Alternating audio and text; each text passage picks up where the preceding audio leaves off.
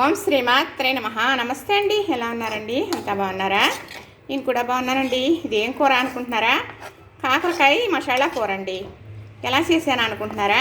1/2 KG కాకరకాయలండి చక్కగా సన్నగా తరిగేసాను. ఒక ఉల్లిపాయ కూడా సన్నగా తరిగేసానండి. 2 పచ్చిమిరపకాయలు కూడా సన్నగా తరిగేసాను. 3 కలిపేసి మూకిట్లో వేసేసాను. కొద్దిగా నూనె వేసాను. చక్కగా మగ్గిన తర్వాత 1 స్పూను కారం, సరిపడే ఉప్పు, కొంచెం పసుపు, నూరుకున్న మసాలా ముద్ద వేసానండి.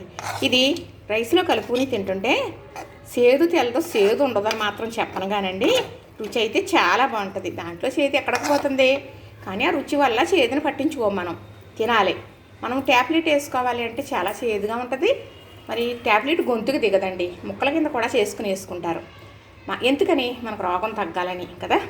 మరి ఇంజక్షన్ చేయించుకోవాలి, చాలా భయం చాలామందికి. ఏం చేస్తారు? చేయించుకుంటారు కదా ఎలాగోలాగా, ఎందుకు? రోగం తగ్గాలని. అలాంటిది ఇలాంటి అమృతమైనవి తిన్నామనుకోండి, అలాంటి మందుల జోలికి వెళ్ళక్కర్లేదని నా అభిప్రాయం. నేనైతే ఇలా చేశానండి చక్కగా.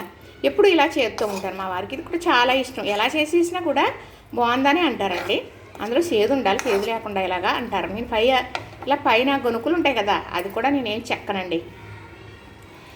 చక్కగా ముక్కలు కోసేస్తాను అంతే. అవి కలిపేసి పెట్టేస్తాను. అలా కాకుండా ఇంకొకలాగా కూడా ఉండొచ్చు. అదైతే మొత్తానికి కైమా కూరలాగానే ఉంటుందండి. చాలా బాగుంటుంది రైస్లో కలుపుకొని తింటూ ఉంటే. నేను ఒక చెంచా వేసుకున్నా కానీ మా వారికి ఎక్కువ పెడతాను అన్నమాట. ఆయనకి శుభ్రంగా ఒక పూట భోజనంలో ఇది పెట్టేసి కాస్త మజ్జిగ వేసేస్తే సరిపోతుందండి. షుగర్ నార్మల్గానే ఉంటుందండి ఆయనకి, పెద్దగా ఎక్కువగా ఉండదు. కాకపోతే ఇలాంటి డైటు ఫుడ్డులో ఇలాంటి శ్రద్ధ తీసుకోవడం వల్ల చాలా కంట్రోల్లో ఉంటుందన్నమాట. అదే అందుకే నేను ఇలా ఆయన తినడానికి నేను ఇలా ప్రోత్సహిస్తూ ఉంటాను. నాకు ఆయన సహాయపడుతూ ఉంటారు, ఆయనకి నేను చేసి పెడుతూ ఉంటాను. నాకు అది వద్దు ఇది వద్దు అంటే నేను చేయలేను కదండి కదా. మరి అలా కాకుండా ఏదైనా తింటారు, ఇది బాగుంటుందంటే చెప్తే అన్నట్లు అయితే ఇలా చెయ్యాలి అనిపిస్తుంది కదా. అంతేనండి. చక్కగా అది మగ్గిన తర్వాత అలా వేసేసాను కదా, చెప్పేసాను కదా. ఇప్పుడైతే మరి కొంచెం కరివేపాకు కూడా వేసానండి. ఇప్పుడైతే అయిపోయింది కదా. అంతేనండి, క్యారేజీ పెట్టేసుకోవడమే. కాకపోతే ఇది తింటుంటే చాలా బాగుంటుందండి. అన్ని కూరలు ఎలా తింటాం ఇష్టంగా, అలాగే ఇది ఉంటుంది. చేదు అనేది అలా ఉంటుందండి. దాన్ని పట్టించుకోకుండా మనం తినేయటమే. చూసారు కదా, నచ్చింది కదా. ఇంతేనండి. ఎవరైనా కూడా ఇప్పుడు షుగర్ కోసం తింటున్నారో షుగర్ కోసం తినాలి అనేది కాదండి. షుగర్ పెరిగిపోతున్నప్పుడు శ్రద్ధ తీసుకుని తినడం అనేది అంతకన్నా కాదు. ఎప్పుడు కూడా ఇలాంటి ఆరోగ్యమైనవి మనం తింటూ ఉండాలి. మాకు అదే అలవాటు అండి. మా వారికి షుగర్ రాకముందు అయినప్పటికీ కూడా అప్పుడు కూడా తెచ్చుకునేవారు. నేనైతే బెల్లం వేసి పులుసు పెట్టేదాన్ని ఎక్కువగా. అలా ఇష్టం అన్నమాట. పిల్లలు మరి చిన్నపిల్లలప్పుడు నుసుపురు కానీ పాములు అని పుచ్చుతాయి, కడుపులు వానపాములు లాంటివి. అవి రాకుండా ఉండాలంటే ఇలాంటివి పెట్టుతూ ఉండాలి. వాళ్ళకి చక్కగా బెల్లం వేసి పులుసు పెట్టాను అనుకోండి, అమృతంలా ఉంటుంది. మళ్ళా వేయించుకుని తినేసేవారు పిల్లలు చక్కగా.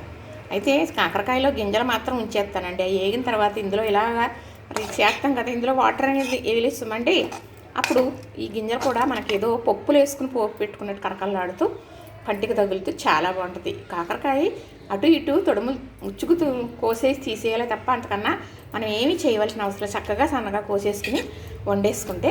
కాకపోతే ఇలా దగ్గరికి మగ్గించేసానండి. 1/2 కేజీ ఇంత అయిందంటే అంత ఇలాగా మగ్గించేసాను. ఇది ఎంత బాగుంటుందో మరి నేను మాటలో చెప్పకూడదు, అంటే నేను రొటీన్గా చెప్పినట్లుగా ఉంటుంది కదా, అందుకని చక్కగా ఇలా చేసుకుంటూ ఉండాలి. మంచి ఫ్రెష్ కాయలు తెచ్చుకుని చక్కగా కడిగేసి తొడుము తీసేసి తరిగేసి చక్కగా ఒక ఉల్లిపాయ జాయింట్ వేసుకుని 2 పచ్చిమిరపాయలు వేసుకుని కొద్దిగా నూనె వేసి మూత పెడితే దగ్గరగా మగ్గిపోతుందండి. ఏముంది, కొంచెం ఉప్పు, కారం, పసుపు, కొంచెం మసాలా ముద్ద వేసేసామా, ఒక కరివేపాకు రవ్వ కూడా వేసేసామా, ఇలా దగ్గరికి వేపేసామా, అయిపోయిందండి కూర. అంతేనండి. కొద్దిగా మసాలా వేసాం కదా, దానివల్ల మంచి గుమ్మగుమ్మలాడితే స్మెల్ వస్తుందండి. ఉల్లిపాయ వేసాం కదా, దానివల్ల గ్రేవీ కూరలాగా మంచి రుచి వస్తుంది అన్నమాట. ఇంతేనండి. అంటే చేసుకునేది 2 మాటలు ఎందుకు చెబుతున్నాను, పదే చెబుతున్నాను అనుకోకపోతే మళ్ళీ చేసుకునే వాళ్ళకి కొంచెం అర్థమవుతుందనండి, అంతకన్నా ఏమీ కాదు. చూసారు కదా, నచ్చింది కదా. లైక్ చేయండి, షేర్ చేయండి, సబ్స్క్రైబ్ కూడా చేసేసుకోండి మరి.